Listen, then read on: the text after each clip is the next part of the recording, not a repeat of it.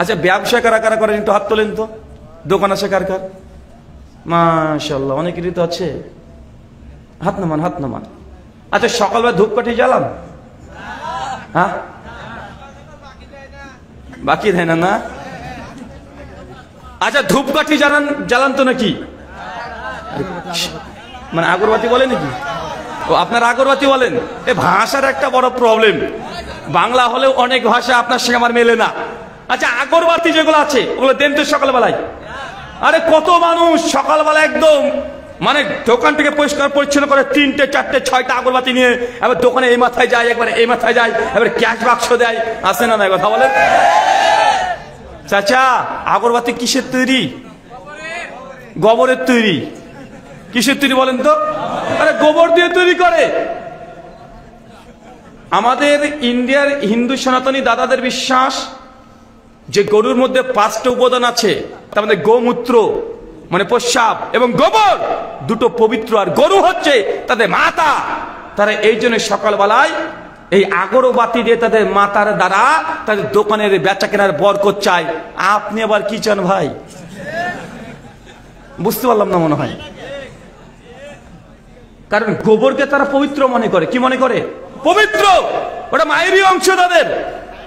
এই জন্য ওটা দিয়ে ধূপকাঠি দিয়ে তারা বেচা কেনার জন্য বরকত হয়। এই জন্য তারা এই কর্মগুলো করছে, তাদের আকীদা বিশ্বাস থেকে এসেছে। কিন্তু আপনিও সকালবেলায় মনে করছেন যে ধূপকাঠি এমনি জ্বালাচ্ছেন, কোনো সমস্যা নেই, দুর্গন্ধকে দূর করার জন্য ধূপকাঠি জ্বালান, আপত্তি নেই। কিন্তু চাচা, আপনার মনে যে আলাদা প্রশ্ন যে আজকে ধূপকাঠি জ্বাললাম, একটা হলেও কাস্টমার বেশি আসবে। আচ্ছা না? কথা বলেন। এই যে আকীদা, ধূপকাঠির 14 গোষ্ঠীর ক্ষমতা আছে যে একটা কাস্টমার বেশি করা। রিজিকের মালিক কে? তা আপনি ধূপকাঠিকে ঢুকিয়ে দিলেন যে মাঝখানে। মানে আল্লাহ তো রিজিক দেয়, ধূপকাঠি একটু একটু দেয়। হ্যাঁ, মানে আল্লাহ তো দেয়, কিন্তু ধূপকাঠি দিলে মানে ধূপকাঠি জ্বালিয়ে দিলে বেচা কেনা বাড়তে শুরু করে দেয়। মানে ধূপকাঠির একটু ক্ষমতা আছে নাকি? আপনি তো এটাই বুঝাচ্ছেন? জি, আপনার দোকানে দেখা যায় চাচা একটা ফটো ঝুলে রেখে দিয়েছেন, একটা ঘোড়া, মেয়ে মানুষের মুখ, একটা পায়রা, তার ঠোঁটে কি যেন একটা লেখা আছে আরবিতে। দেখা যায় কি জানে? কথা বলেন। দোকানে আছে? নাই? হ্যাঁ, তোমার বাড়িতে নাই ভাবছে বলি, সব জায়গায় নাই। গিয়ে দেখেন একটা পায়রা, তার মুখে কি একটা লেখা আছে, ঘোড়া। এগুলো ছবি মুসলমান দেখেছে, বাড়িতে অথবা দোকানের প্রতিদিন ধূপকাঠি জ্বালাচ্ছে। শয়তান কিভাবে কিভাবে আপনার ঘরে প্রবেশ করেছে দেখেছেন? আল্লাহ নবী বলছেন যে ঘরে ছবি মূর্তি থাকে ওই ঘরে রহমতের ফেরেশতা ঢোকে না। আর এই বেটা ঘোড়াকে ধূপকাঠি জ্বালাচ্ছে, পায়রাকে পুজো করছে না ভাইজান? আরে হিন্দুরা গরু পুজো করে, তার জন্য বলেন পাগল। তো তুমি তো ঘোড়া পুজো করছো, তুমি তো পায়রাকে পুজো করছো, করা হচ্ছে না ভাইজান?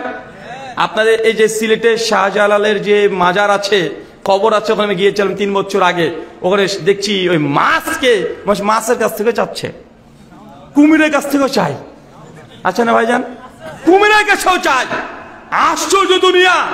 এই জন্য আমি বলেছিলাম অনেক আগে যে বাংলাদেশে যেগুলো পাওয়া যায়, বাংলাদেশের মুসলমানদের শুধু বাপ আছে, আর আমার ভারতে শুধু মা। লক্ষ্মী মা, কালী মা, সরস্বতী মা, দুর্গা মা, জগদ্ধাত্রী মা, মনসা মা, মা আর মা, ওদের বাবা খুব কম আছে। আর বাংলাদেশিদের দেখেন সব বাপ, এদের মা খুঁজে পাওয়া যায় না। মানে পার্থক্য কিছুই নেই। সেই সময় আমাদের প্রথম প্রধানমন্ত্রী, ইন্ডিয়ান প্রাইম মিনিস্টার, তিনি বলেছেন, তাই একটা বই আছে দ্য ডিসকভারি অফ ইন্ডিয়া, পৃষ্ঠা নাম্বার 18 তিনি লিখছেন যে মেরে নাস্তিক হিন্দু আর মুসলমান কে अंदर कोई फर्क नहीं है।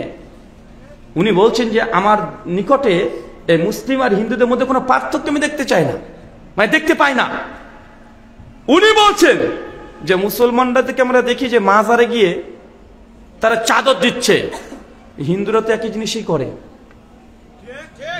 হিন্দুরা মাটির তৈরি একটা মূর্তি তৈরি করেছে, তার কাছে গিয়ে ওম ভূর ভুবস্বহা তৎসবিতুর বরেণ্যম, তারা মন্ত্র পাঠ করছে, মাটির তৈরি। মুসলমান তুমি কি করছো? তুমি কি কাওয়ালি করছো? কাওয়ালি আছে না ভাইজান? গান বাদ্যযন্ত্র এই মানে তবলা মবলা দিয়ে কাওয়ালি বাজাচ্ছে না? আছে। তো মুসলমান আর হিন্দুর মধ্যে পার্থক্য কি পেলেন আপনি? দুই দিকে দেখেন সেম জিনিস, পার্থক্য এটাই, ওদের আছে মা আর আপনার আছে বাপ, ওদেরটা মেয়ে আর আপনারটা ছেলে, ওদেরটা দাঁড়িয়ে থাকে আর আপনারটা শুয়ে আছে। এছাড়া কোনো পার্থক্য পান? আর কোনো পার্থক্য আছে? ওরা চাদর দিচ্ছে, আপনিও চাদর দিচ্ছেন, ওরাও আগরবাতি দেয়, আপনিও আগরবাতি দেন, ওরাও গিয়ে কিছু মানত করে, কিছু চায়, আপনিও তাই চাচ্ছেন। আপনি বলছেন না পীর সাহেবের কাছে তো চাই না, পীর সাহেবকে ওসিলা বানিয়েছি। সনাতনীরা বলছে আরে সরস্বতী ওই আমরা ডাইরেক্ট চাই না, আর আমরা ঈশ্বরের কাছেই চাই। সরস্বতী উনি বিদ্যার দেবী। যেসব ছাত্ররা আছে যে বলে মা সরস্বতী তুমি ভগবানের কাছ থেকে আমাকে বিদ্যা দিও, মানে তো মাঝখানে মাধ্যম। মুসলমান মাধ্যম ধরে না? ধরে কি ধরে না? আর ওর সঙ্গে আপনার পার্থক্য কি? আল্লাহ নবী 23 বছর জীবনে মুশরিকদের সঙ্গে এত যুদ্ধ চেদ্দ হচ্ছে কেন? কারণ কি? একটা জিনিসকে বুঝাতে, ইয়াকা নাবুদু ওয়া ইয়াকা নাস্তাইন, হে আল্লাহ আমি তোমারই ইবাদত করি, তোমার কাছেই সাহায্য চাই। নবী 23 বছর ধরে তার উম্মতকে এই জিনিস শিক্ষা দিয়েছে, অথচ মুসলমান প্রতিদিন নামাজ পড়ছে। আরে বেটা এত পাগল, ও মাজারে গিয়ে নামাজ পড়ছে, ইয়াকা নাবুদু ইয়াকা নাস্তাইন বলছে, আর পীরের কাছে সিজদা করছে, পীরের কাছে চাইছে। মানে বাঙালি কি বলছে এটা বুঝি না, আছে না নাই কথা বলেন? কি বলছে বুঝি না। এই জন্য আমাদের সমাজে, আমাদের সোসাইটিতে শিরকে 6 লাভ হয়ে গেছে।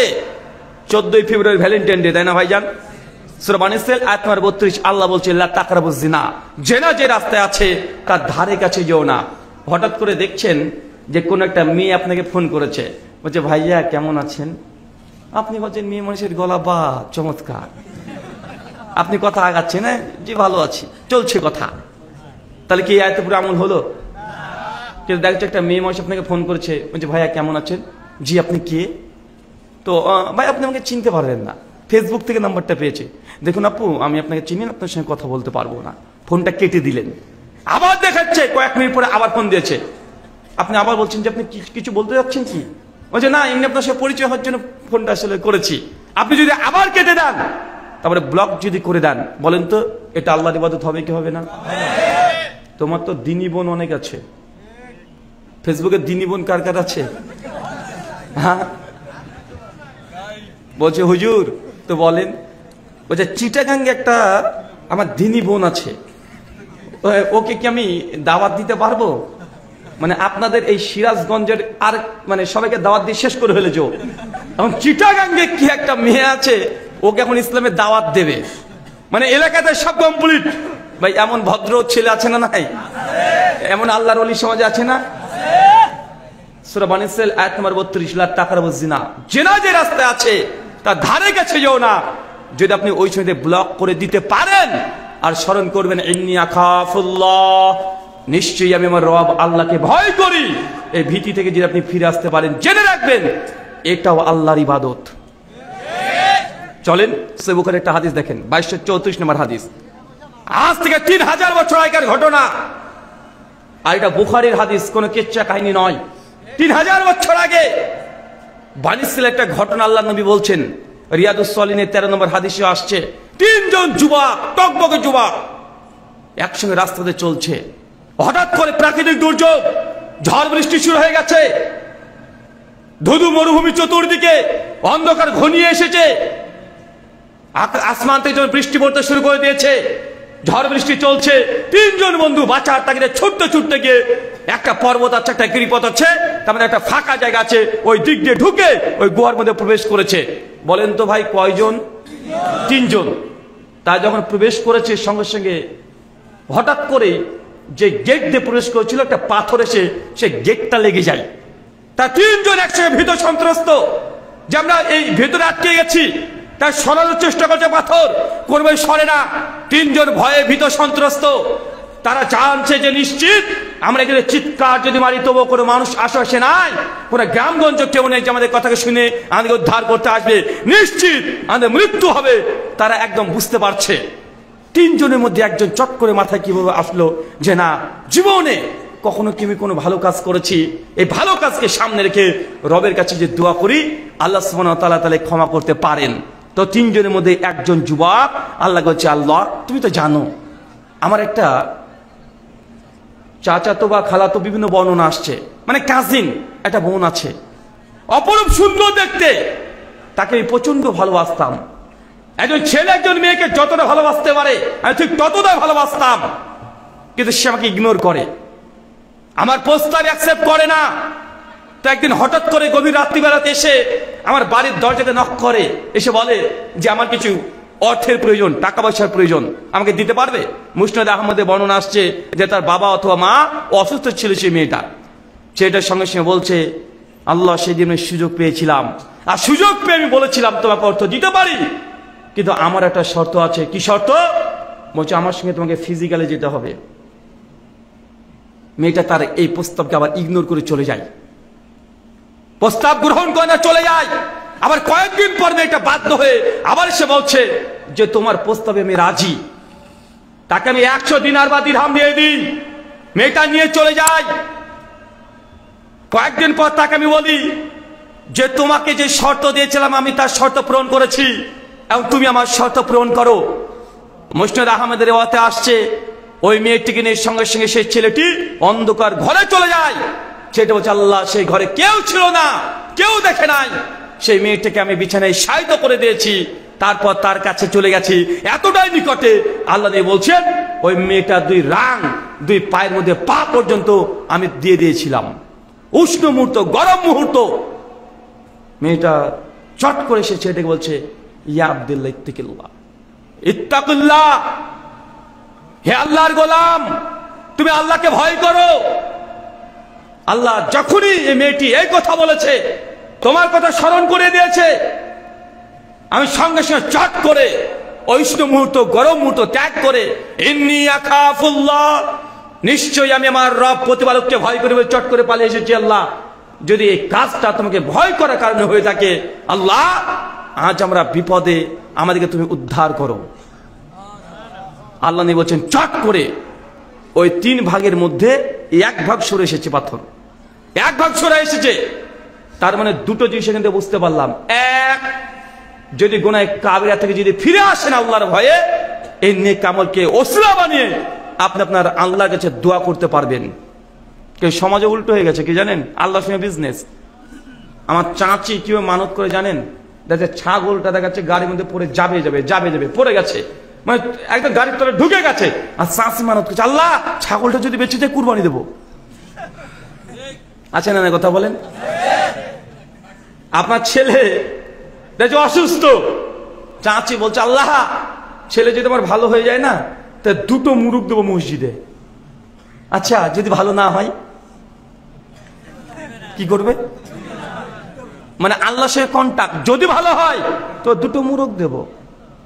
আছে না সমাজে? আল্লাহ যদি পরীক্ষায় চাকরিটা যদি পেয়ে যায় না, মসজিদে মুসল্লি সবাইকে খাইয়ে দেব। কত বড় বিজনেসম্যান দেখেছেন? মানে যদি না হয় খাওয়াবে না। অথচ মানত এইভাবে শরীয়তে জায়েজ করে নাই। আগে আপনি আমল করবেন, সে আমলটাকে ওসিলা বানিয়ে আল্লাহর কাছে দোয়া করতে হয়। কি করবেন? আপনি শুনেছেন যে আপনার ছেলে কোনো রাজমিস্ত্রির কাজ করতে গিয়ে 3 তলা বিল্ডিং থেকে পড়ে গেছে, চট করে খবর চলে এসেছে। আমার মা, আপনার মা করে কি, মানে কিভাবে ছুটে চলে যাবে এরকম একটা ভাব নাই। কিন্তু একজন প্রকৃত মায়ের ভূমিকা এমনটা নয়। চট করে সে মা আগে গিয়ে ওযু করে 2 রাকাত নামাজ পড়ে আল্লাহর কাছে দোয়া করবে, আল্লাহ আমার সন্তান হালাল রিজিকের অন্বেষণে গিয়েছিল, ছাদ থেকে পড়ে গেছে, আল্লাহ তুমি হেফাজত করে, আল্লাহ আমার কলিজার টুকরাকে তুমি সুস্থতা দান করো, তুমি আশ-শাফি, তুমি সুস্থতা দানকারী আমার রব, আমার ছেলেকে তুমি সুস্থ করে দাও। মা যদি এই কথা বলার পরেই লোটা কম্বল যা আছে, টাকা পয়সা যা আছে নিয়ে হাঁটতে হাঁটতে হসপিটাল বা সেই জায়গাতে যাবে, ইনশাআল্লাহ চাইলে ওই ছেলেটাকে সুস্থ করতে পারেন কি পারেন না? হতে পারে 3 তলা বিল্ডিং থেকে পড়ে গিয়ে তার 1 পা ভেঙে যাওয়ার কথা, অথচ পা ভাঙে নাই, দেখছে হাত পা একটু লেগে ছাচড় খেয়েছে, আরে কমে দিতে পারে কি পারেন না? কথা বলেন। কিন্তু আপনি যত আবেগ দেখান, আপনি বাপ মা জানি কষ্ট পাবেন, কিন্তু আপনি যতই আবেগ দেখান, এই আবেগ দেখিয়ে আপনার রবকে স্মরণ না করে আপনি যদি কোনো পদক্ষেপ নেন, ওই পদক্ষেপে কোনো বরকত পাবেন? কথা বলেন, পাবেন না। তাই মায়েদেরকে বলি, মেয়েরা সব চাইতে এই বেশি মানত করে না ভাইজান? মানে কিছু ঘটলে এই করব ওই করব, জি না। যদি দেখেন আপনার সন্তান অসুস্থ, এখনই 100 টাকা একটা মিসকিনকে দান করে দেন, দান করে আল্লাহ বলেন, আল্লাহ আমার সন্তান অসুস্থ, তুমি শাফি, তুমি সুস্থতা দানকারী, আল্লাহ আমার সন্তানের জ্বর হয়েছে, আল্লাহ তুমি জ্বর থেকে তাকে পরিত্রাণ দান করো। আগে ইবাদতকে ওসিলা বানিয়ে তারপরে হবে দোয়া, নচেত আমাদের সমাজে করে দিয়েছে উল্টো। করেছি না? আল্লাহ সুস্থতা দেবেন কি দেবেন আপনাকে টেনশন করতে হবে না, আপনার চিন্তা করতে হবে না। আগে আপনি কাজ করেন। আপনার ছেলে বা স্বামী দেখতে 10 দিন ধরে অসুস্থ বিছানায় শুয়ে আছে, আপনি একটা রোজা মানত করেন যে আল্লাহ আজকে আমি সিয়াম পালন করছি, রোজা করছি। যখন ইফতার করবেন সারা দিন আপনি দোয়া করবেন, আল্লাহ এই সিয়ামে রোজা রাখছি, নফল রোজা, আমার স্বামীকে তুমি সুস্থতা দান করো, আল্লাহ তুমি সুস্থতা দান করো। সারাদিন আল্লাহ দোয়া করেন, ইনশাল্লাহ আপনার স্বামী বা সন্তান যার জন্য এই সিয়ামটা রাখছেন আল্লাহর উদ্দেশ্যে, ইনশাল্লাহ আল্লাহ তাকে পরিত্রাণ দান করবে। করবে কি করবে না কথা বলেন? সব জায়গাতে আমরা উল্টো চলে যাচ্ছি। মানে আল্লাহর নবী আমাদের দিয়েছেন, আমরা ধর্মটাকে করে ফেলেছি নিজের মনের মতো, মানে যেটাতে আমার পছন্দ আমি সেই জিনিসটা বেশি বেশি করি। শরীয়ত কি আছে এটা আমরা জানারও চেষ্টা করি না। আল্লাহ সুবহানাহু ওয়া তাআলা তুমি আমাদের বোঝার তৌফিক দান করে, সকলে বলি আমিন। চাচা, ইবাদতের কয়টা অংশ বলেন তো? আরো জোরে, কয়টা? 2টা। 1, আল্লাহ যা আদেশ করেছে গ্রহণ করা ইবাদত, এর মধ্যে পড়ছে নামাজ, রোজা, হজ, যাকাত, দান, সাদকা। 2, আল্লাহ যা নিষেধ করেছে নিষেধ থেকে দূরে থাকা, এটাও ইবাদত। আপনি জানেন আল্লাহ নবীর হাদিস, কেউ যদি জেনে বুঝে 1 টাকা সুদ খায়, মায়ের সঙ্গে জেনা করলে যে পাপ হয় আপনি একাই সে পাপ করছেন। হাদিস জানা আছে না নাই? তার মানে সুদ খাওয়া যাবে? আরে সুদ না খাওয়া ইবাদত। আপনি জানেন আপনার বেচাকেনা করার জন্য 20,000 টাকা লাগবে, এটাও জানেন। ওই টিটি ব্যাংক আপনাদের এলাকাতে আছে, ওইখানে গেলে 20,000 টাকা দিয়ে দিবে ইন্টারেস্ট সুদের উপরে। কিন্তু আপনি বলছেন ইন্নী আখাফুল্লাহ, হে আমার রব প্রতিপালক, তোমাকে আমি ভয় করি, তুমি হচ্ছে রাজ্জাক, তুমি রিজিক দাতা, আমি সুদ থেকে টাকা নিয়ে আমি ব্যবসা করতে চাই না, তুমি আমার রিজিকটা বৃদ্ধি করো। ও যদি সুদ না নিয়ে ছোট্ট একটা চকলেট বিক্রি করতে শুরু করে দেয়, বরকত পাবে কি পাবে না? কিন্তু বাঙালি মুসলিম ওরা এটা চায় না, চাই আমরা করি এটা। আরে আপনি তো মানে 2টো বেগুনে যদি পোকা লাগে মাঠে, তার জন্য তো আপনি শিরক করে বসে আছেন। মাঠ ঘাটে দেখা যায় না চাচা, ওই যে একটা কালো হাড়ি, গোল গোল 2টো চোখ, একটা ছেঁড়া পাঞ্জাবি, আর এ দিয়ে রেখে দিয়েছেন। চাচা এটা কি? কাকতারা হলে তো সমস্যা নেই, চাচা যে এখানে ধারণা করে বসে আছে যে এই যে মুন্ডু দিয়ে দিয়েছি, এখন নজর লাগবে না, আছে না নাই কথা বলেন? নজর লাগবে না, বেগুনে ফলন বেশি হবে, ধান গম পাট বেশি হবে, বা আছে না নাই কথা বলেন? আছে। আরে রিজিকের মালিক হচ্ছে আল্লাহ, ফসল আল্লাহ দেয়, ওই ভাঙা হাড়ি কিছু দিতে পারে না। আরে মুসলমানের বাচ্চাকে এটাই বুঝাতে পারিনি, ভাঙা হাড়ি ও তো ভাঙা, ও কিছুই দিতে পারে না।